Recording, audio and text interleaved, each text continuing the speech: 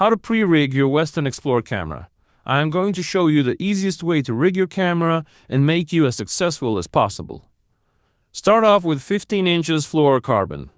Ideally use ball bearing swivels and start with tying one swivel at the end of your leader material.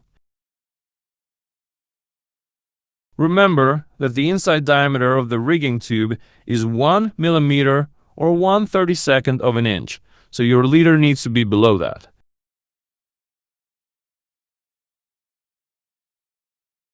Then you thread the leader through the soft plastic tube holder and the rigging tube. After that, grab your camera and thread the leader from the front and mount the dive lip and continue threading the leader all the way through. This takes a little bit of time, but take your time, and I recommend you rig your cameras before jumping on the boat. Now you are almost done. You have the end of the leader coming out at the end of the rigging tube, and the dive lip is securely mounted on the camera.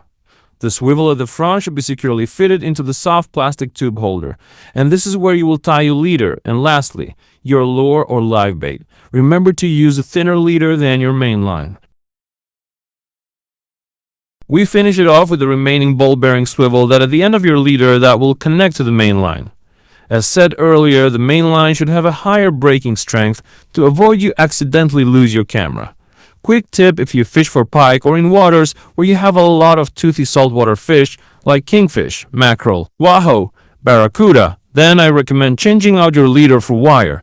The best one is 7-strand American fishing wire, 65-pound test.